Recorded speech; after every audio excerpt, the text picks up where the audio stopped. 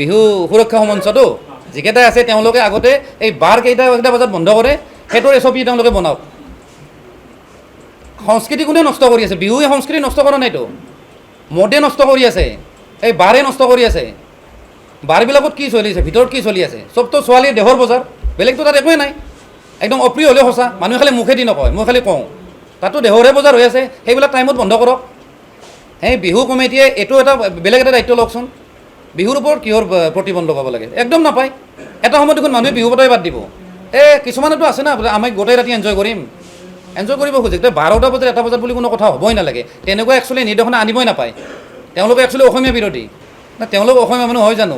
অসমীয়া চেতনা আছে জানো? মোৰতো ডাউট আছে। ছোৱালী হওক, সৰু ল'ৰা ছোৱালী হওক, চবেই শিকিব লাগে আৰু চবেই পৰিৱেশন কৰক। আৰু এটা কথা মই শুনিছোঁ, মানে বিহু সম্ৰাজ্ঞী হওক বা বিহু কিবা হওক, এনেকুৱা ধৰণৰ বহুত কিবা কিবি, মানে এনেকুৱা টাইটেল হেনো তেওঁলোকে দিব নালাগে।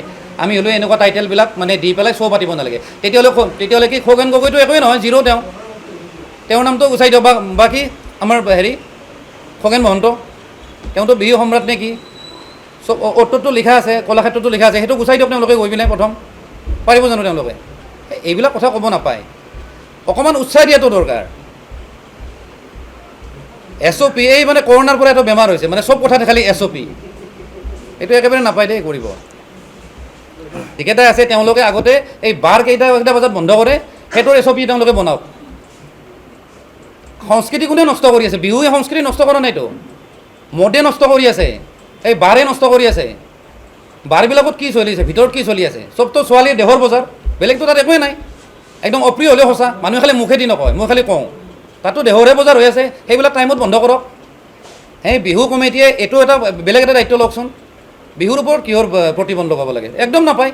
এটা সময়ত দেখোন মানুহে বিহু পতাই বাদ দিব। কিছুমানেতো আছে না, আমি গোটেই ৰাতি এনজয় কৰিম, এনজয় কৰিব খোজে। 12টা বজাত 1টা বজাত বুলি কোনো কথা হ'বই নালাগে। তেনেকুৱা একচুৱেলি নিৰ্দেশনা আনিবই নাপায়। তেওঁলোকে একচুৱেলি অসমীয়া বিৰোধী না? তেওঁলোক অসমীয়া মানুহ হয় জানো? অসমীয়া চেতনা আছে জানো? মোৰতো ডাউট আছে। ছোৱালী হওক, সৰু ল'ৰা ছোৱালী হওক, চবেই শিকিব লাগে আৰু চবেই পৰিৱেশন কৰক। আৰু এটা কথা মই শুনিছোঁ, মানে বিহু সম্ৰাজ্ঞী হওক বা বিহু কিবা হওক, এনেকুৱা ধৰণৰ বহুত কিবা কিবি, মানে এনেকুৱা টাইটেল হেনো তেওঁলোকে দিব নালাগে। আমি হ'লেও এনেকুৱা টাইটেলবিলাক মানে দি পেলাই শ্ব' পাতিব নালাগে। তেতিয়াহ'লে কি খগেন গগৈটো একোৱেই নহয়, জিৰ' তেওঁৰ নামটো গুচাই দিয়ক। বা কি আমাৰ খগেন মহন্ত, তেওঁতো বিহু সম্ৰাট নে কি? চব অ'টোতো লিখা আছে, কলাক্ষেত্ৰতো লিখা আছে, সেইটো গুচাই দিয়ক তেওঁলোকে গৈ পিনে প্ৰথম।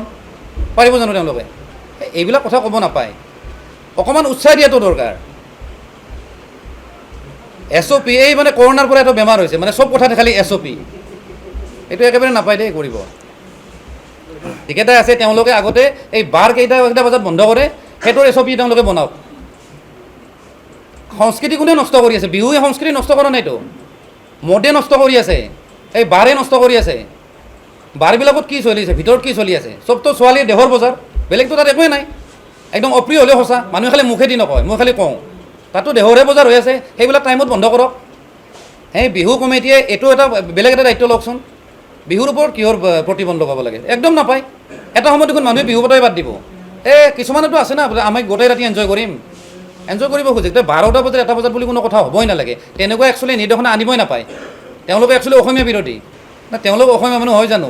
অসমীয়া চেতনা আছে জানো? মোৰতো ডাউট আছে। ছোৱালী হওক, সৰু ল'ৰা ছোৱালী হওক, চবেই শিকিব লাগে আৰু চবেই পৰিৱেশন কৰক। আৰু এটা কথা মই শুনিছোঁ, মানে বিহু সম্ৰাজ্ঞী হওক বা বিহু কিবা হওক, এনেকুৱা ধৰণৰ বহুত কিবা কিবি, মানে এনেকুৱা টাইটেল হেনো তেওঁলোকে দিব নালাগে। আমি হ'লেও এনেকুৱা টাইটেলবিলাক মানে দি পেলাই শ্ব' পাতিব নালাগে। তেতিয়াহ'লে কি খগেন গগৈটো একোৱেই নহয়, জিৰ' তেওঁৰ নামটো গুচাই দিয়ক।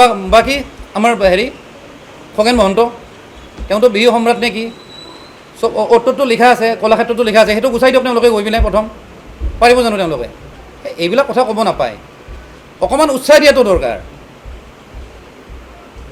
এছঅপি এই মানে কৰোণাৰ পৰা এটা বেমাৰ হৈছে, মানে চব কথাতে খালি এছঅপি। এইটো একেবাৰে নাপায় দেই কৰিব। কিন্তু কথাটো হ'ল, আমাৰ সমাজত সমস্যা ঢেৰ আছে, বহুত ধৰণৰ সমস্যা আছে ক'ব গ'লে। তো তেনেকুৱা সমস্যাবিলাক যদি এটা এটাকৈ যদি আৰ্টিষ্টবিলাকে যদি দাঙি ধৰে, তেতিয়া সমাজখন সলনি হ'ব বা মানুহখিনি চেঞ্জ হ'ব। বহুত ক্ষেত্ৰত দেখা পাওঁ যে চৰকাৰক গালি দি থাকে। এতিয়া চৰকাৰখন আনিছে কোনে? চৰকাৰখনতো মানুহে আনিছে, ৰাইজে আনিছে। ৰাইজ যদি চিধা হয় তেতিয়াহ'লে চব চিধা হ'ব। প্ৰথম কথাটো হ'ল, মানুহখিনি আমি ভাল হ'ব লাগিব, আমি চব ফালৰ পৰা ঠিক হ'ব লাগিব। গতিকে মই আৰ্টিষ্টখিনিক এটা কথা আহ্বান জনাওঁ, যাতে আপোনালোকে এইখিনি দায়িত্ব লয়। আৰু এই দুদিনমান আগতে দেখি আছোঁ মানে ছিংগাৰখিনিয়ে মানে এইবিলাক দায়িত্ব নলয়, অকল মানে বিহু মঞ্চখনৰ মানে টাৰ্গেট কৰি থাকে। দেখিছোঁ কাৰোবাৰ কোনোবাই ইমান লাখ ল'ব, কোনোবাই সিমান লাখ ল'ব, কাৰোবাৰ কিবা কিবি এইবোৰ মানে নিউজত বজি আছে দেই, মই দেখিছোঁ। মানে কোনে কিমান ক'ত কেনেকৈ ৰেট নিৰ্ধাৰণ কৰে নাজানো, অকল মানে এইটোৱে টাৰ্গেট মানে তেওঁলোকৰ যে বিহু মঞ্চ আহিব, আমি ইমান টকা কামাম, বাকী আৰু তাৰপিছত আমি গাড়ী কিনিম, ফ্লেট কিনিম, ক'ৰবাত ফৰেন ট্ৰিপ কৰিম, অকল সেইটোৱে ধান্দা মানে। কিন্তু বিহু বোলা বস্তুটো আমাৰ যিটো নিজৰ বস্তু, অসমীয়া জাতিৰ বস্তু, তেওঁলোকে এটা বস্তু সিদ্ধান্ত ল'ব লাগে বা এটা মনত এটা চেতনা এটা আহিব লাগে যে যিহেতু এইটো আমাৰ ৰাইজৰ বস্তু, এইটো কমচে কম ফ্ৰী হ'ব লাগে। কমচে কম যিখিনি মিউজিচিয়ানে বজায়, তেওঁলোকৰ যিখিনি মাননি, সেইখিনি দি পেলাই একদম নিম্নতম দামত তেওঁলোকে শ্ব' কৰিব লাগে। কিন্তু বিহুত মানে এনেকুৱা হৈছে কাৰোবাৰ 10 লাখ, কাৰোবাৰ 12 লাখ, মানে তেওঁলোকে মানে এইটোকে মানে এটা কিবা সুবিধা লয় মানে বিহুক লৈ।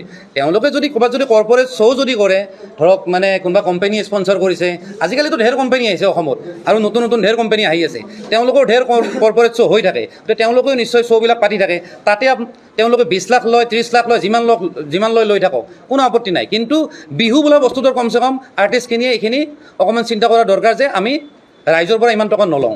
আৰু যদি কোনোবা মঞ্চত যদি কোনোবা কোম্পেনীয়ে যদি বাহিৰগত কোম্পেনীয়ে যদি ফাইনেন্স কৰিছে, সেইটো বেলেগ কথা। কিন্তু বেছিভাগ আমি বিহু মঞ্চত দেখা পাওঁ ৰাইজৰ একদম অলপ চলপ দান বৰঙণি দি বিহু পাতে, কিন্তু আৰ্টিষ্টবিলাকে সেই বস্তুটো বুজি নাপায়।